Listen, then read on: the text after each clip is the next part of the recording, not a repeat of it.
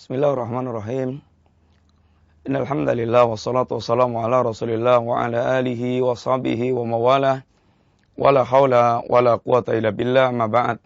Para pemirsa yang rahmati Allah Subhanahu wa taala, melanjutkan pembicaraan kita berkaitan dengan pembatal Islam yang kedua, yaitu man ja'ala bainahu wa bainallahi wasa'id yad'uhum wa yas'aluhum asy-syafa'ah wa yatawakkalu 'alaihim. Ini barang siapa yang dia menjadikan antara dia dengan Allah Subhanahu wa taala perantara. Ini perantara dalam masalah ibadah. Kemudian dia meminta berdoa kepada perantara tersebut. Dia meminta syafaatnya. Dia bertawakal kepada perantara tersebut. Dan ini merupakan bentuk ubudiyah. Ini dia meminta berdoa. Dia meminta syafaat. Dia bertawakal hati kepada apa yang dia seru, mereka yang dia seru tersebut, perantara tersebut. Ini perkara-perkara yang sesungguhnya hanya layak diberikan kepada Allah Subhanahu wa taala, dan ini masuk dalam bab menghamba beribadah kepada selain Allah, dan ini masuk dalam perbuatan asyirku billah. Sehingga mengangkat perantara dalam hal ibadah kepada Allah Subhanahu wa taala, kemudian terhadap perantara itu dia berdoa, dia meminta syafaat, dia bertawakal kepada perantara ini, maka ini merupakan bentuk kesyirikan dan membatalkan keislaman. Dan telah kita sampaikan tentang dua ayat penting yang mengingatkan kepada kita hakikat kesyirikan orang-orang musyrikin Quraisy, sebagaimana dikatakan oleh Allah SWT dalam ayatnya yang mulia, yaitu wa ya'buduna min dunillahi ma la yadhurruhum wa la yanfa'uhum wa yaqulun haula'i syufa'auna indallah. Orang-orang musyrikin Quraisy, mereka menyembah selain Allah Subhanahu wa taala, yang sesungguhnya mereka yakini yang mereka sembah selain Allah itu mala yadhurruhum wala yanfa'uhum, tidak bisa menolak madarat, tidak bisa mendatangkan manfaat, karena ad-dar wan nafi, yang menjadi sumber penolak madarat, yang menjadi sumber pemberi manfaat hanyalah Allah Subhanahu wa taala, dan mereka sesungguhnya mengetahui yang demikian. Akan tapi mereka kenapa mengangkat perantara dan mereka berdoa, mereka meminta syafaatnya? Karena mereka berkeyakinan bahwa yang mereka tuju ini adalah, atau perantara-perantara ini adalah haula syufa'auna indallah. Mereka adalah para pemberi perantara kami di sisi Allah Subhanahu wa taala. Mereka adalah para pembela, mereka adalah orang yang akan membela mereka di sisi Allah Subhanahu wa taala. Maka Allah Subhanahu wa taala tegaskan, Qul atunabbi'una Allaha bima la ya'lamu fis samawati wala fil ardi. Apakah kalian memberitakan kepada Allah apa yang dia tidak mengetahui, apa yang di langit dan yang di bumi? Allah Subhanahu wa taala membantah. Apakah mereka yang katanya mengangkat perantara, yang katanya para perantara itu adalah para pembela mereka di sisi Allah Subhanahu wa taala? Apakah mereka memberitahukan kepada Allah apa yang mereka tidak tahu perkaranya? Alias mereka itu mengada-ada.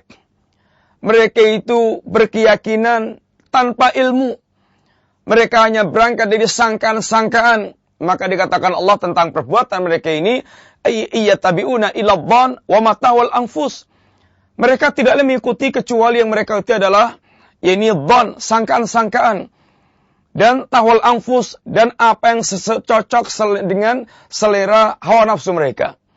Dan ayat yang telah kita sampaikan, yaitu walladzina takhadhu min dunihi awliya'a ma na'buduhum illa liqarribuna ila Allahi zulfa.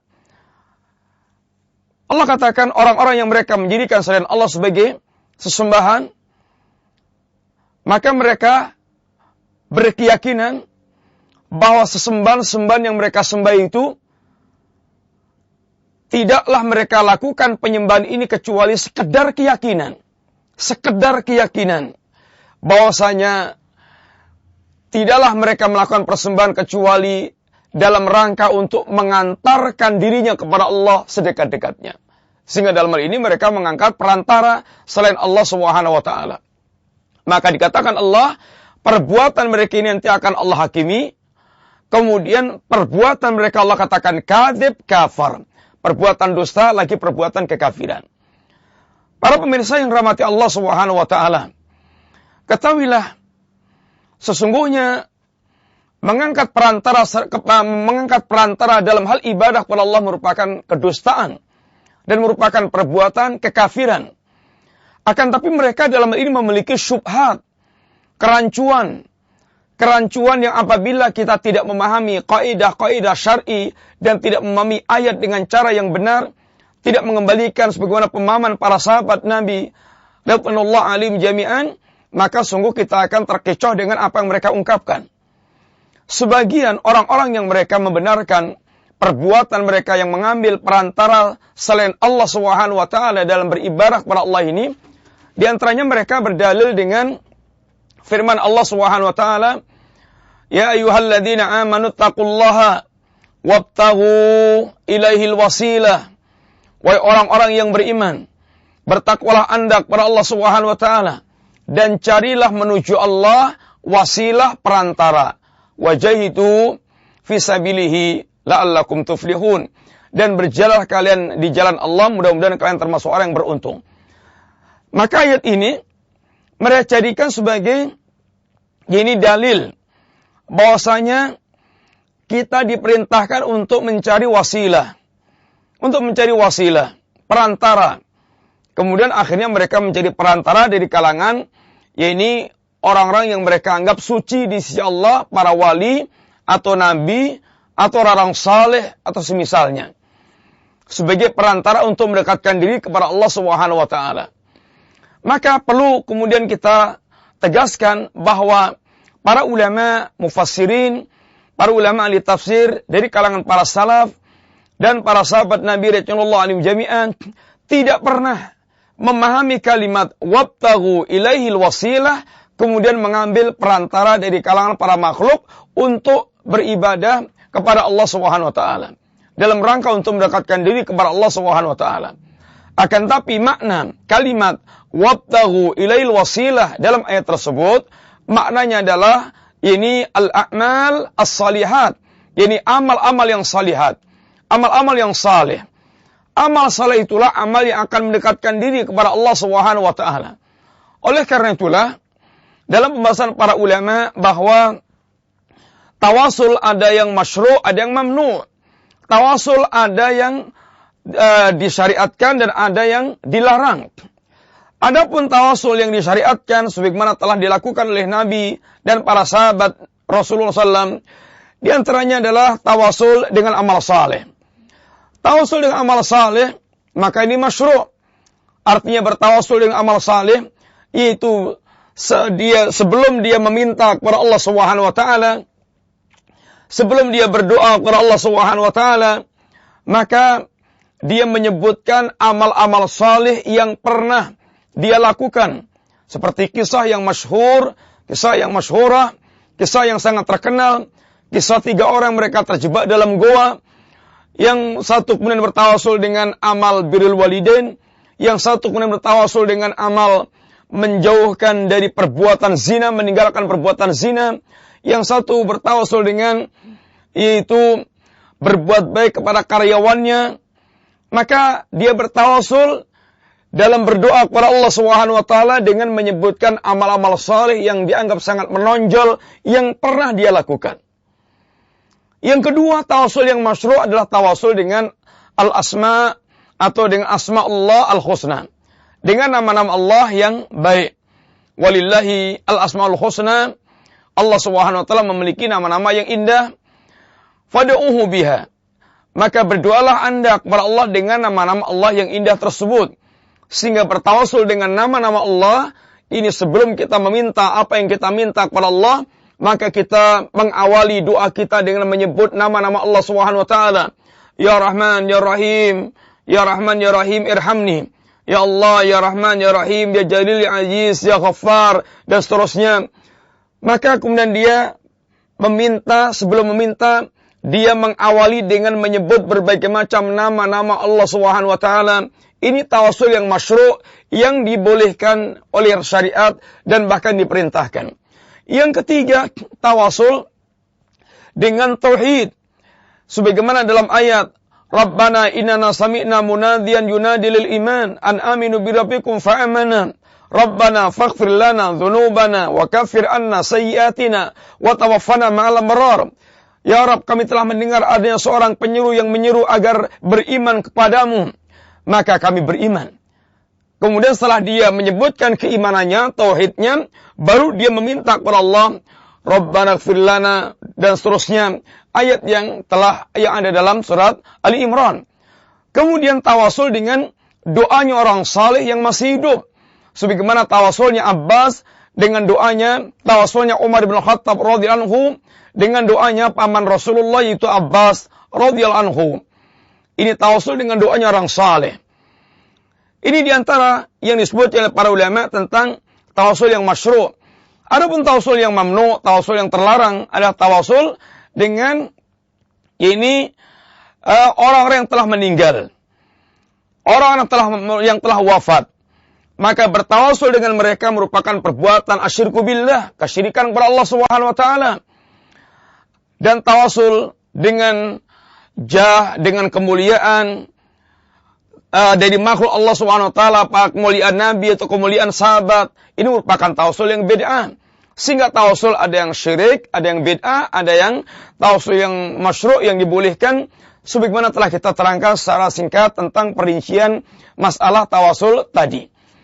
Para pemirsa yang dirahmati Allah Subhanahu wa taala, kemudian juga di antara syubhat orang yang mereka melakukan tawasul adalah firman Allah Subhanahu wa taala. Bahwasanya dalam firman Allah katakan, ulaikal ladzina yad'una yabtaghuna ila rabbihimul wasilah ayyuhum aqrab wa yarjuna rahmatah wa yakhafuna adzabah. Orang-orang yang mereka seru, mereka mencari wasilah menuju Allah Subhanahu wa taala.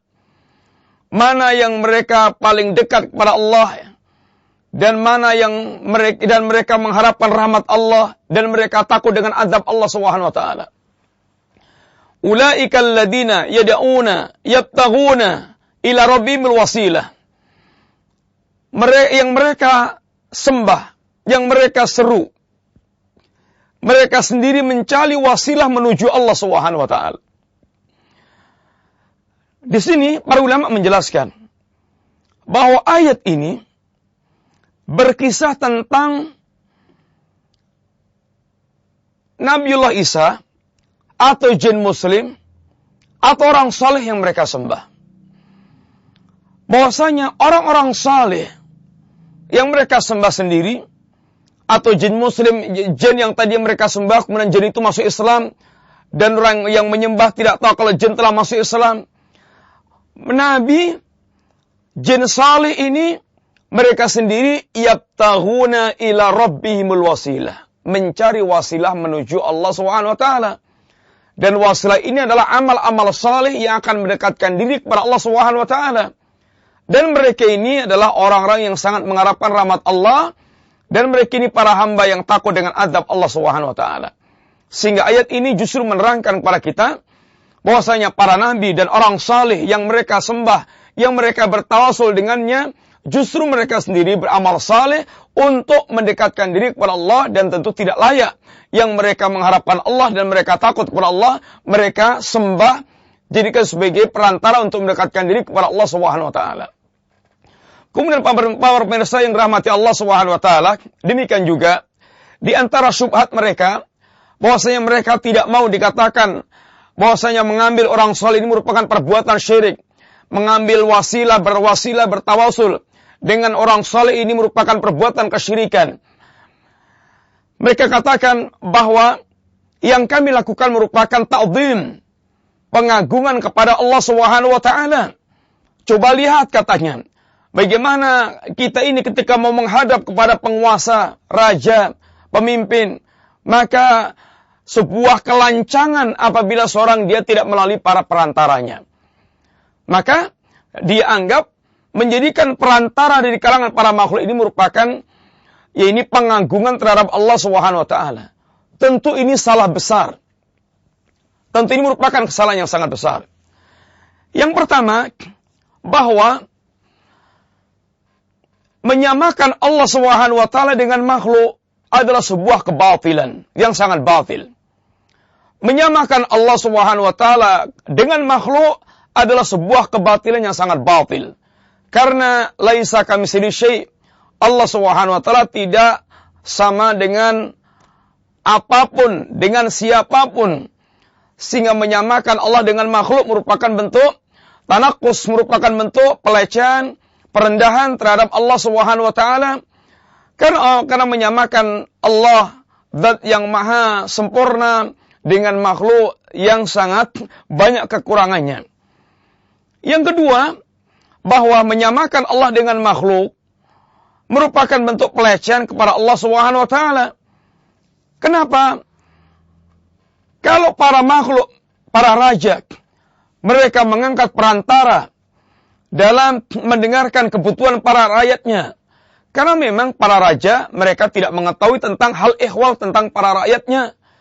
Lain dengan Allah Subhanahu wa taala yang Allah mengetahui terhadap semua para makhluknya dengan pengetahuan yang sangat mendetail, sehingga tidak membutuhkan perantara untuk menyampaikan informasi kepada Allah tentang kondisi para makhluknya, sehingga menyampaikan Allah dengan makhluk sebuah kebatilan. Yang ketiga, bahwa menyamakan Allah Subhanahu wa taala dengan makhluk merupakan kebatilan. Para raja memang membutuhkan perantara.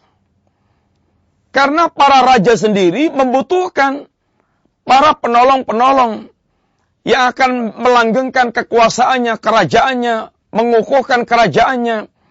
Sedangkan Allah Subhanahu wa taala tidak membutuhkan sama sekali kepada para makhluk. Allah zat yang maha kaya, yang maha berdiri sendiri. Allah, semua makhluk membutuhkan Allah dan Allah tidak membutuhkan makhluk. Sehingga menyamakan Allah dengan makhluk merupakan sebuah kebatilan yang sangat batil.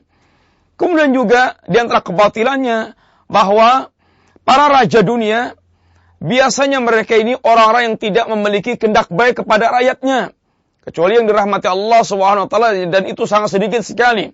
Rata-rata mereka banyak yang keras hatinya, zalim, sehingga membutuhkan orang-orang yang bisa meluluhkan hatinya, melunakkan hatinya, sehingga mereka berkeinginan untuk memberikan kepada para rakyatnya. Adapun Allah Subhanahu wa taala Arhamur Rahimin. Allah Subhanahu wa taala zat yang maha pengasih, penyayang pada para makhluknya.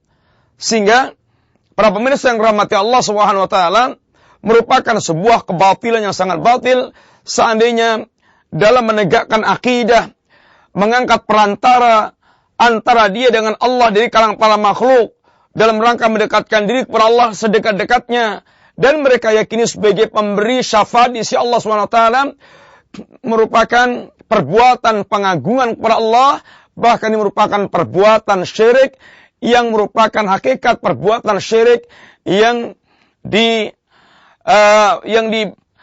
dengannya Allah dan Rasulnya mengkafirkan musyrikin Quraisy. Hakikat perbuatan syiriknya orang-orang musyrikin Quraisy adalah mengangkat perantara dalam hal ibadah kepada Allah Subhanahu wa taala dari kalangan para makhluk. Kemudian kita tutup majelis kita ini apa yang menjadi keinginan mereka dengan para perantara. Bahwasanya para perantara mereka katakan haula syufa'auna indallah, mereka adalah para pemberi syafaat kami di sisi Allah Subhanahu wa taala. Maka yang pertama telah kita sampaikan, Allah membantah mereka ketika mereka mengangkat perantara dan mereka yakini sebagai pembela mereka di sisi Allah, pemberi syafaat mereka di sisi Allah. Hal tunabbi'una Allah bima la ya'lamu fis samawati wala fil ardi. Apakah kalian memberitahukan kepada Allah Subhanahu wa taala apa yang tidak dia ketahui yang di langit dan di bumi? Hal yunabbi'una Allah bima la ya'lamu fis samawati wala fil ardi. Ini bantahan Allah. Kemudian yang kedua, bahwa seseorang atau siapapun dari kalangan para makhluk ini berkaitan dengan masalah syafaat, maka ada dua penting yang harus kita perhatikan. Adapun yang akan memberikan syafaat, maka Allah katakan, man dzalladzi yashfa'u indahu illa bi'idnih. Siapakah yang sanggup memberikan syafaat di sisi Allah Subhanahu wa taala kecuali setelah mendapatkan izin Allah Subhanahu wa taala. Sehingga tidak ada siapapun, tidak ada yang bisa memberikan syafaat kecuali setelah mendapatkan izin dari Allah Subhanahu wa taala. Sehingga Allah tegaskan, para malaikat yang Allah berikan hak memberikan syafaat, para nabi yang Allah berikan hak memberikan syafaat, maka mereka tidak akan pernah memberikan syafaat kecuali setelah mendapatkan izin Allah Subhanahu wa taala. Kam min malakin fis samawati la tughni syafa'atuhum. Berapa banyak malaikat yang ada di langit yang syafaat mereka tidak berguna illa min ba'di ayatan Allah, kecuali setelah diizinkan oleh Allah Subhanahu wa taala. Sehingga tidaklah para malaikat ini bisa memberikan syafaat. Demikian pula makhluk yang lainnya tidak bisa memberikan syafaat. Nabi, orang saleh, malaikat, dan yang lain-lainnya, kecuali setelah mendapatkan izin Allah Subhanahu wa taala. Ini yang pertama. Yang kedua, semua syafaat itu milik Allah. Walillahi syafa'atu jami'an. Dan milik Allah lah asy-syafa'atu jami'an. Semua syafaat milik Allah. Sehingga syafaat tidak boleh diminta kecuali dari Allah Subhanahu wa taala. Yang ketiga, bahwa orang yang akan berhak mendapat syafaat hanya ahli tauhid. Orang-orang yang mereka mentauhidkan Allah Subhanahu wa taala. Maka Allah katakan illa liman irtada. Kecuali hamba ini kepada hamba ini liman irtada, hamba yang Allah ridhai. Dan Allah tidak ridha kecuali kepada ahli tauhid. Sebagaimana pernah bertanya kepada Nabi sallallahu alaihi wasallam Abu Hurairah radhiyallahu anhu, ya Rasulullah, man as'adun nas bi syafa'atik yaumal qiyamah. Ya Rasulullah, siapa orang paling berbahagia dengan syafaatmu dari kiamat kelak? Maka kata Nabi, as'adun nas bi syafa'ati yaumal qiyamah man qala la ilaha illallah khalisan min qalbi aw min nafsi. Orang yang paling berbahagia dengan syafaatku di hari kiamat kelak adalah orang yang mereka mengucapkan kalimat la ilaha illallah dalam keadaan mereka mengikhlaskan ucapan kalimat la ilaha illallah sehingga betul-betul memurnikan tauhid yang dia miliki. Dengan demikian, kita telah membahas secara singkat tentang pembatal Islam kedua ini, bahwasanya barang siapa yang mengangkat perantara antara dia dengan Allah dalam masalah ibadah, maka sungguh dia telah terjatuh dalam amalan yang merusak keislaman dia, membatalkan keislaman dia, karena Allah Subhanahu wa taala diibadahi tanpa perantara, tidak menggunakan perantara, dan orang mereka mengharapkan syafaat dari selain Allah. Ketahuilah bahwasanya syafaat milik Allah secara total, dan tidak akan siapapun dari kalangan para makhluk, nabi, malaikat atau wali bisa memberikan syafaat kecuali setelah diizinkan Allah Subhanahu wa taala, dan tidaklah akan diberikan syafaat kecuali orang yang mereka di dunia ahli tauhid, mentauhidkan Allah Subhanahu wa taala. Mudah-mudahan Allah masukkan kita di antara hamba yang akan mendapatkan syafaatnya Nabi setelah kita berusaha untuk menegakkan tauhid di dunia ini, dan mudah-mudahan Allah Subhanahu wa taala menjadikan kita di antara para hamba umat Muhammad yang paling berbahagia dengan syafaat Rasulullah sallallahu alaihi wasallam setelah kita berusaha untuk mewujudkan tauhid yang sangat agung ini. Demikian, mudah-mudahan manfaat. Wassallallahu ala nabiyyina Muhammadin wa ala alihi washabihi wasallam. Assalamualaikum warahmatullahi wabarakatuh.